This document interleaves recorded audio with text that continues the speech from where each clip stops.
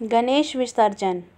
यह यथार्थ है कि जितने लोग भी गणेश विसर्जन करते हैं उन्हें यह बिल्कुल पता नहीं होगा कि यह गणेश विसर्जन क्यों किया जाता है और इसका क्या लाभ है।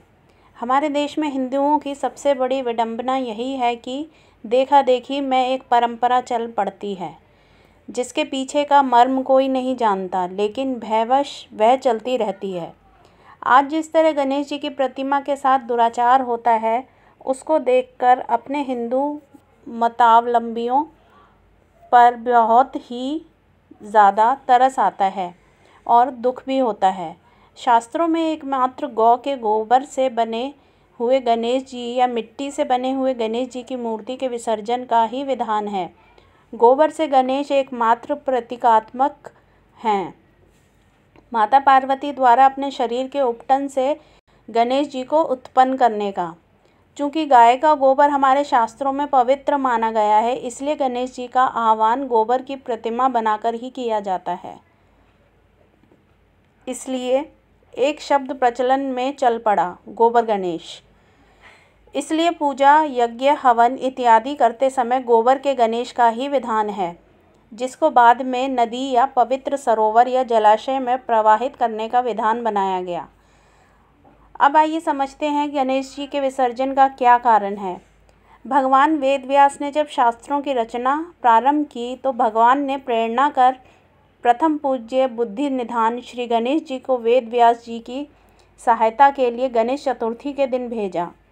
वेदव्यास जी ने गणेश जी का आदर सत्कार किया और उन्हें एक आसन पर स्थापित एवं विराजमान किया, जैसा कि लोग गणेश चतुर्थी के दिन गणपति की प्रतिमा को अपने घर लाते हैं।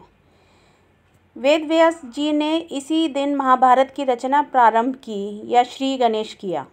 वेदव्यास जी बोलते जाते थे और गणेश जी उसको लिपिबद्ध करते जाते थे। लगातार 10 दिन तक लिखने के बाद अनंत चतुर्दशी के दिन इसका उपसंहार हुआ। भगवान की लीलाओं और गीता के रसपान करते करते गणेश जी का अष्ट सात्विक भाव का आवेग हो चला था, जिससे उनका पूरा शरीर गर्म हो गया था और गणेश जी अपनी स्थिति में नहीं थे। गणेश जी के शरीर की ऊष्मा का निष्कीलन या उनके शरीर की गर्मी को शांत करने के लिए वेदव्यास जी ने उनके शरीर पर गीली मिट्टी का लेप किया। इसके बाद उन्होंने गणेश जी को जलाशय में स्नान करवाया, जिसे विसर्जन का नाम दिया गया। विसर्जन का अर्थ ही कोई नहीं जानता। मैं चैलेंज के साथ कह सकती हूँ कि अपने आप को कट्टर झट्टर बनने वाले और बड़े बड़े आख्यान देने वाले भी विसर्जन का अर्थ नहीं जानते होंगे। बाल गंगाधर तिलक जी ने अच्छे उद्देश्य से यह शुरू करवाया, पर उन्हें यह नहीं पता था कि इसका भविष्य बिगड़ जाएगा।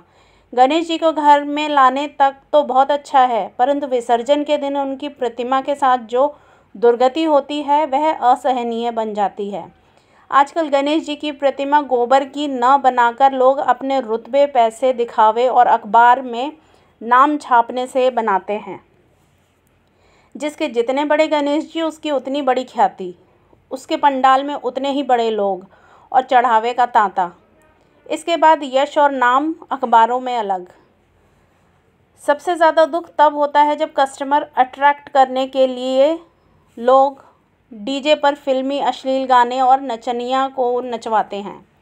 आप विचार करके हृदय पर हाथ रख के बताएं कि क्या यही उद्देश्य है गणेश चतुर्थी या अनंत चतुर्दशी का? क्या गणेश जी का यह सम्मान है? इसके बाद विसर्जन के दिन बड़े ही अभद्र तरीके से प्रतिमा की दुर्गति की जाती है।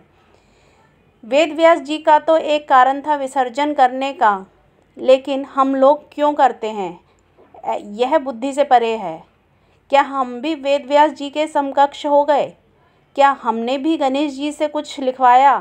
क्या हम गणेश जी के अष्ट सात्विक भाव को शांत करने की हैसियत रखते हैं? गोबर गणेश मात्र अंगुष्ठ के बराबर बनाया जाता है और होना चाहिए। इससे बड़ी प्रतिमा या अन्य पदार्थ से बनी प्रतिमा के विसर्जन का शास्त्रों में निषेध है। और एक बात और, गणेश जी का विसर्जन बिल्कुल शास्त्रीय नहीं है। यह मात्र अपने स्वांत सुखाय के लिए बिना इसके पीछे का मर्म, अर्थ और अभिप्राय समझे लोगों ने बना दिया।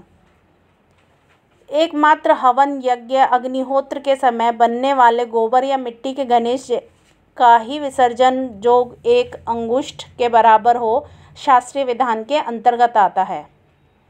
प्लास्टर ऑफ पेरिस से बने, चॉकलेट से बने, केमिकल पेंट से बने प्रतिमा का विसर्जन एकमात्र अपने भविष्य और उन्नति के विसर्जन का मार्ग है। इससे केवल प्रकृति के वातावरण, जलाशय, जलीय पारिस्थितिकीय तंत्र, भूमि, हवा, मृदा इत्यादि को नुकसान पहुंचता है। इस गणेश विसर्जन से किसी को एक अंश लाभ नहीं होने वाला। हाँ, बाजारीकरण, सेल्फी पुरुष, सेल्फी स्त्रियों को अवश्य लाभ मिलता है, लेकिन इससे आत्मिक उन्नति कभी नहीं मिलती। इसलिए गणेश विसर्जन को रोकना ही एकमात्र शास्त्र अनुरूप है। चलिए, माना कि आप अज्ञानतावश डर रहे हैं कि इतनी प्रख्यात परंपरा हम कैसे तोड़ दें, तो करिए विसर्जन, लेकिन गोबर के गणेश को बनाकर विसर्जन करिए और उनकी प्रतिमा 1 अंगुष्ठ से बड़ी नहीं होनी चाहिए। मुझे पता है मेरे इस पोस्ट से कुछ कट्टर झट्टर बनने वालों को ठेस लगेगी और वह मुझे हिंदू विरोधी घोषित कर देंगे, पर मैं अपना कर्तव्य निभाऊंगी और सही बातों को आपके सामने रखूंगी। बाकी का सोई करहूँ जो तो ही सुहाई। धन्यवाद।